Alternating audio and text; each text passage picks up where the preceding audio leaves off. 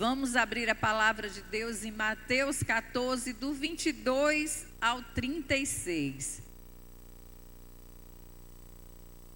Alexandre, vamos mudar para a NVI e eu vou ler compassadamente, então, de 14, do 22 ao 24. Vamos ver se a gente consegue colocar na NVI.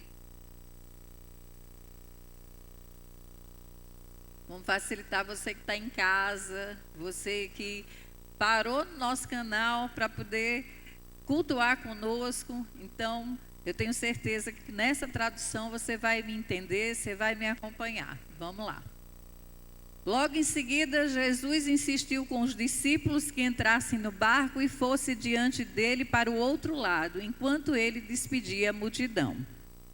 Tendo despedido a multidão, subiu sozinho a um monte para orar. Ao anoitecer, ele estava ali sozinho. Mas o barco já estava a considerada distância da terra, fustigado pelas ondas, porque o vento soprava em sentido contrário. Vamos parar por aí por enquanto. Queridos, estamos mergulhando no livro de Mateus, o evangelho do rei e do reino. E Mateus, ele fala aos judeus, ele fala aos seus compatriotas, ele fala para aqueles que naquele momento odiavam Mateus, porque Mateus era um publicano. Quando Mateus se torna discípulo, Mateus escreve o evangelho pensando no seu povo, pensando nos judeus, pensando naqueles que não reconheceram Jesus como Senhor e Salvador. E esse é um momento em que Jesus, ele estava cansado. Jesus pensou em ir para um lugar, estar sozinho com os discípulos, e estava no momento em que ele estava triste porque eles haviam acabado de saber da morte de João Batista. João Batista havia sido decolado na prisão de Máqueros por ordem de um rei bêbado e de uma mulher adúltera. Jesus, então, ele leva os discípulos a um lugar para terem um descanso e ali eles poderem orar e poderem estar juntos em comunhão. Porém, a multidão descobriu antes, se antecipou à chegada de Jesus e os discípulos naquele lugar.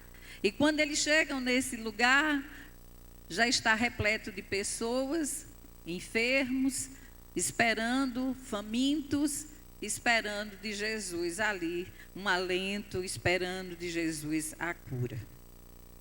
E o dia se passa e Jesus dá uma ordem aos discípulos para que os discípulos fossem para o barco. Jesus despediu os discípulos primeiro.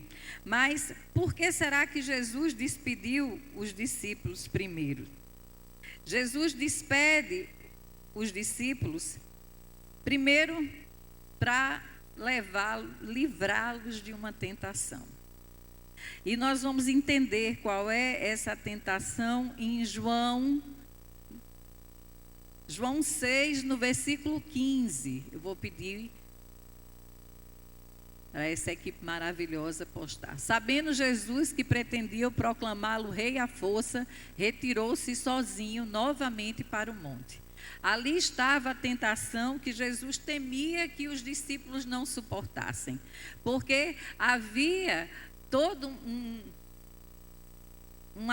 as pessoas, elas estavam ao redor de Jesus, elas viam Jesus curar, elas viam Jesus alimentar e elas queriam declarar, fazer de Jesus rei. Jesus primeiro queria livrar os discípulos de uma tentação. Jesus queria que os discípulos não confundissem a sua missão, pois o seu reino não era deste mundo, não era um reino, não era um governo, não era algo militar, mas era algo espiritual. E para que eles não se confundissem, Jesus os despede primeiro e manda eles ali para o barco. E era um momento muito único, muito difícil, porque esse era o esperado. O esperado era que Jesus fosse o Redentor de Israel, mas de uma forma humana e era de uma forma militar. Era que Jesus fosse aquele guerreiro como Davi o foi. Eles não conseguiam enxergar que o reino de Jesus era muito maior, que Jesus era o Messias esperado. E aí Jesus os manda para o barco, e Jesus, após aquele dia exaustivo, Jesus mesmo cansado, após ter alimentado as multidões, depois de Jesus ter curado, Jesus se recolhe para o monte para orar. Orar para Jesus era como respirar. Jesus esquecia até de comer, mas Jesus não esquecia de orar. E aí a gente já tem uma das primeiras lições para mim e para você. Orar tem que ser algo que faça parte da nossa vida, tanto quanto o nosso respirar. A gente precisa entender que a oração nos aproxima do Senhor, que a oração nos leva para perto, que a oração nos alimenta, que a oração fortalece a nossa fé e faz aquilo que eu creio que nós temos chamado o povo de Deus a fazer, a ter relacionamento com o Senhor Jesus, a conhecê-lo e se deixar conhecer a Ele, a ter essa intimidade que muitas vezes, antes da palavra vir à minha boca, eu já sei o que o Senhor pensa sobre ela. Eu sei se o Senhor a acolhe ou se o Senhor a rejeita.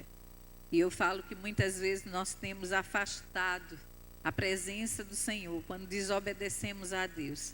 A questão da obediência. E aí nós vemos também uma lição de obediência por parte dos discípulos. Os discípulos não questionam, Jesus os manda para o barco e ali eles vão.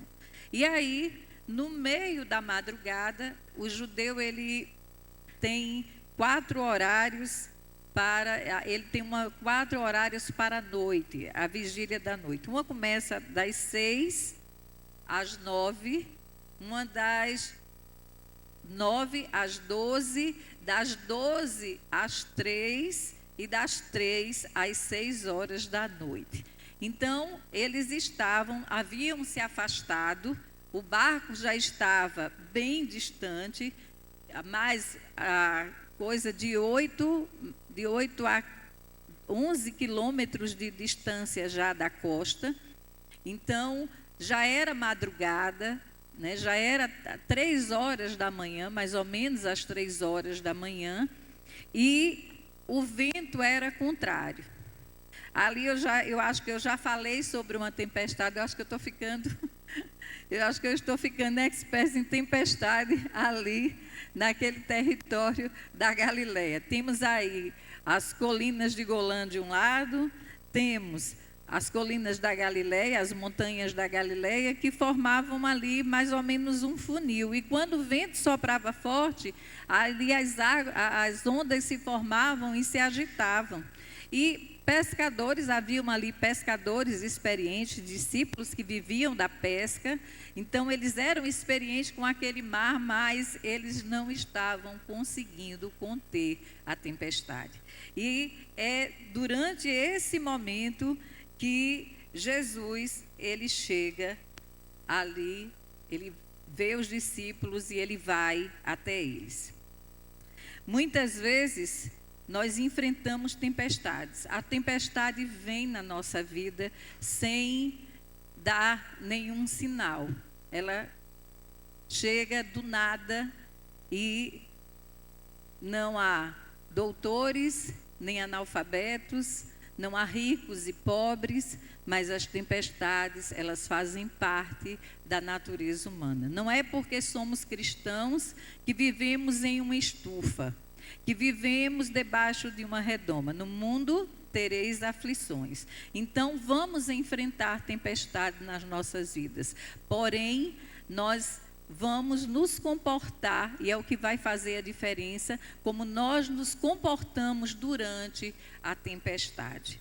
E parece que quando a tempestade vem na nossa vida, como uma geração ansiosa que somos, nós ficamos apavorados e muitas vezes achamos que Jesus está chegando na hora errada. E há uma família que viveu isso, uma família amada por Jesus. A família de Marta, de Maria e de Lázaro. Quantas horas amargas eles não viveram. Lázaro havia morrido. Antes de Lázaro falecer, Marta e Maria haviam mandado chamar Jesus e elas sabiam que Jesus poderia curar Lázaro, que ele podia tocar em Lázaro e Lázaro ficar curado. E Jesus parece não chegar e Lázaro morre, passam-se 4 dias e o que aconteceu foi quando Maria recebe Jesus, Maria já chega e diz assim: Senhor, se tu estivesses aqui, o meu irmão não teria morrido. Há uma dor naquelas palavras, há uma amargura naquelas palavras, porque ela estava vivendo aquela tempestade e ela achou que Jesus chegou tarde. Olha, Jesus não chega tarde na tua tempestade. Ele vai chegar no momento certo. Ele não vai deixar você se livrar do momento da tempestade, porque talvez ele tenha algo a te ensinar com ela. Porque tempestades são pedagógicas. Às vezes nos ensinam a ter obediência, como fizeram com Jonas. A tempestade vivida na vida de Jonas foi para ensiná-lo a obedecer. Mas há outras tempestades que o Senhor vai ministrar outras coisas em tua vida. Às vezes eu preciso entender que eu preciso dar o primeiro lugar ao Senhor Jesus.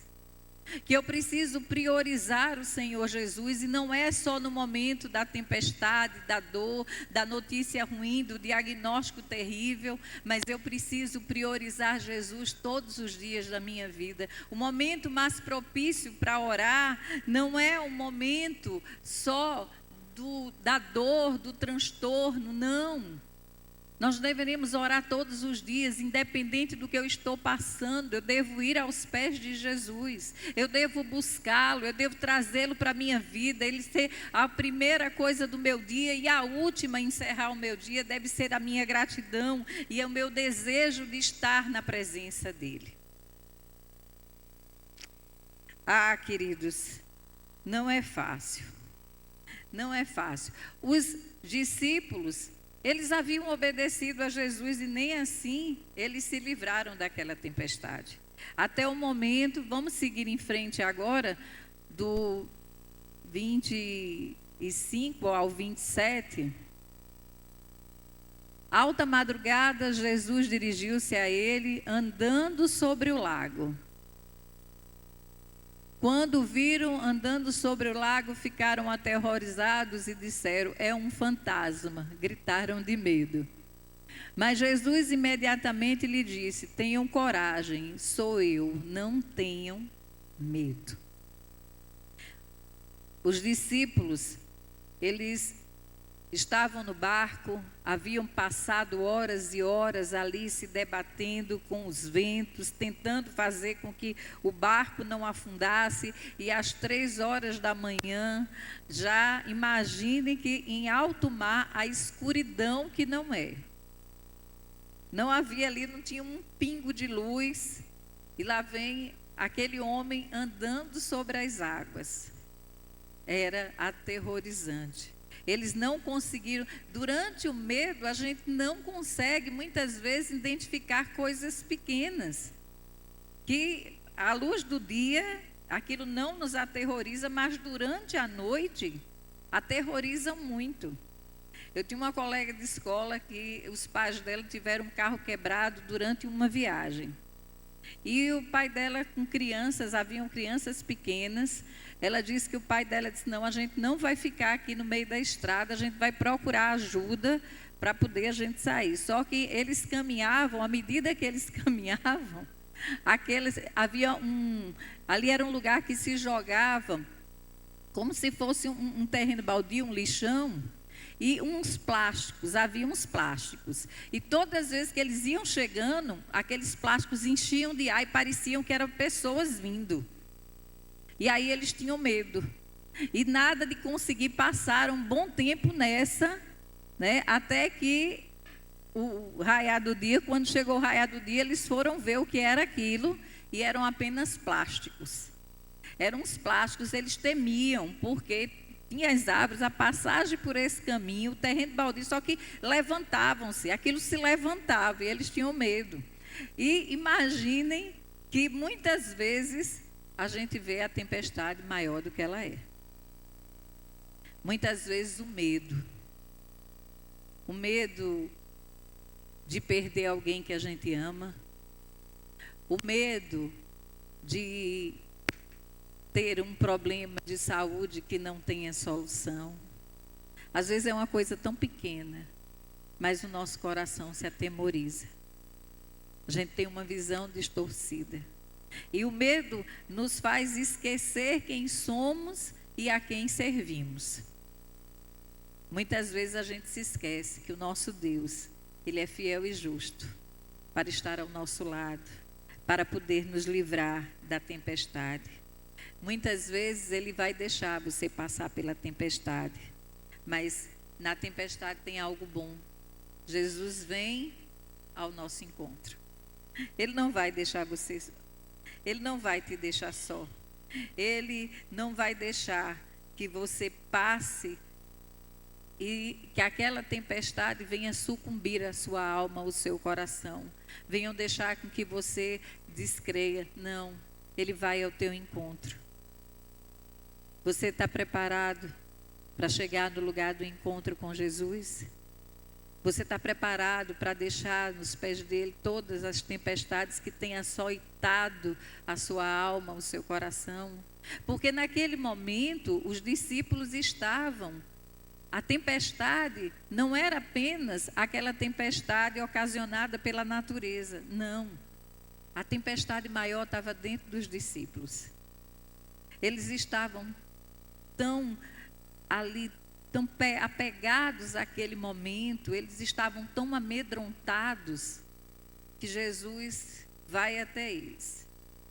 E muitas vezes, quando a gente está passando por um momento de tribulação na nossa vida, e como é engraçado, né? A gente coloca tempestade, tribulação, tudo para poder demonstrar aquilo que estamos passando, o quanto é difícil passar por um momento de prova, de aprendizado com o Senhor. Às vezes a dor é grande, às vezes estamos tão mergulhados na dor que esquecemos que existe alguém que pode curar a nossa dor.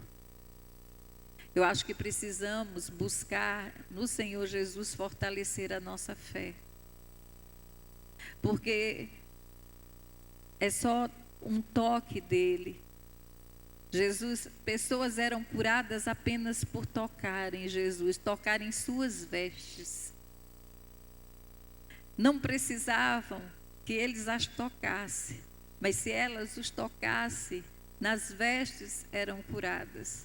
Nós precisamos entender que Jesus, Ele continua tocando em nós.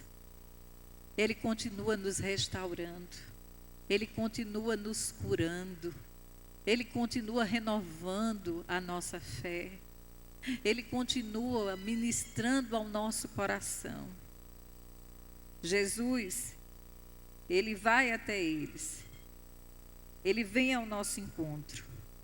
Quando muitas vezes nós não temos tanta esperança e esquecemos totalmente de buscá-lo no momento da tempestade. Você já percebeu que muitas vezes, no momento crucial que estamos passando, nós começamos a pensar: eu vou resolver isso dessa forma, eu vou pedir ajuda a um amigo, eu vou ligar para fulano, eu vou ligar para o meu pai, eu vou ligar para minha mãe, eu estou tão preocupado, eu não sei o que fazer, eu vou pedir. Olha, gente, continue pedindo oração, mas ore também. Antes de pedir, ore junto. E é nesse momento Jesus se aproxima dele. Vamos ver esse momento? Vamos ler juntos esse momento? Do 28, acho que até agora o 32. Acho que a gente foi até o 27, do 28 ao 32. Senhor, disse Pedro, se és tu, manda-me ir ao teu encontro sobre as águas. Pedro, tão ousado, venha. Ele respondeu então. Pedro saiu do barco, andou sobre as águas e foi em direção a Jesus. Mas quando reparou no vento, ficou com medo e começou a afundar. Gritou: Senhor, salva-me. Imediatamente Jesus estendeu a mão, segurou e disse: Homem de pequena fé, por que você duvidou? Quando subiram no barco, o vento cessou. Pedro se parece tanto comigo e com você. Como é que a gente vai julgar Pedro se a gente se parece tanto com ele? E que bom que Pedro foi um dos discípulos, para a gente aprender um pouco, para a gente entender que os discípulos eram pessoas iguais a mim e a você, porém eles abraçaram a missão e seguiram em frente. Pedro pediu para ir até Jesus. Pedro teve a sensação de andar sobre as águas. Às vezes a gente está na praia, olha aquela imensidão de mar e fica imaginando como será que foi pisar na água e não afundar. Para mim isso deveria ser uma sensação maravilhosa. Eu não sei nadar, gente. Então a minha experiência é de pisar e afundar, né? Minha experiência é essa. Eu já tive várias experiências de pisar e afundar.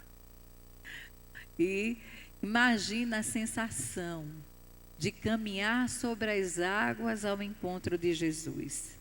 Porém, Pedro fez igual a gente. Pedro olhou o que estava ao seu redor. Pedro olhou e disse: isso aqui, a profundidade aqui deve ser muito grande. Eu não vou conseguir. E nesse momento ele afunda. Mas Jesus não deixou que Pedro se afogasse. Ele não deixou ele submergir sobre as águas. Ele estendeu a mão e levantou.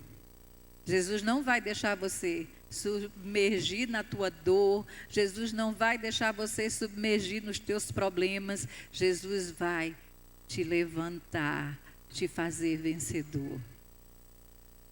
Eu fico tão feliz em saber que quão maravilhoso é que o Deus, maravilhoso Deus, nós não somos nada, gente. Tem tanta gente se achando, né? Mas a gente é apenas um ponto na imensidão. E Jesus, o Rei dos Reis, Ele não nos deixa afundar. Ele está ali todas as vezes que nós precisamos, disponível. É bom que a gente lembre disso. É bom que a gente não deixe Jesus de lado. Que a gente priorize Ele, que a gente não faça dele a última instância, mas que Ele seja o primeiro. E ali, quando Jesus sobe no barco, o que é que acontece? A tempestade cessa. Jesus primeiro foi ao encontro dos discípulos. Jesus primeiro acalmou os discípulos. E depois a tempestade se acalma. Quando Jesus está no barco, é a certeza da tua vitória. Quando Jesus está no barco, a tempestade se acalma. A visão que você tem do problema, ela diminui.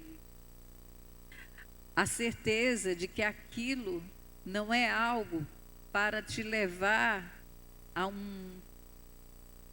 um desespero. Não. Aprenda com a sua tempestade. Se pergunte o que o Senhor quer me ensinar nesse momento. O que é que Ele quer acrescentar aos meus dias nesse sofrimento. Sofrimento é difícil, mas quando passa, a gente entendendo o propósito que Deus tem, nós nos fortalecemos apesar do sofrimento. Vamos seguir? Vamos até o 36 agora. Então os que estavam no barco adoraram, dizendo: verdadeiramente tu és o Filho de Deus. Depois de atravessarem o mar, chegaram à terra de Genesare. Quando os homens daquele lugar reconheceram Jesus, espalharam a notícia em toda aquela região e lhe trouxeram os doentes. Suplicavam-lhe que ao menos pudessem tocar na borda do seu manto, e todos os que nele tocaram foram curados. Quando a tempestade se levantar na tua vida, chame por Jesus, clame a Ele, entregue a Ele as tempestades da tua vida, tudo aquilo que como cristãos a gente não consegue. Jesus está ao nosso lado, Ele estará ao nosso lado todos os dias, até a consumação dos séculos. Que Deus nos abençoe. Amém?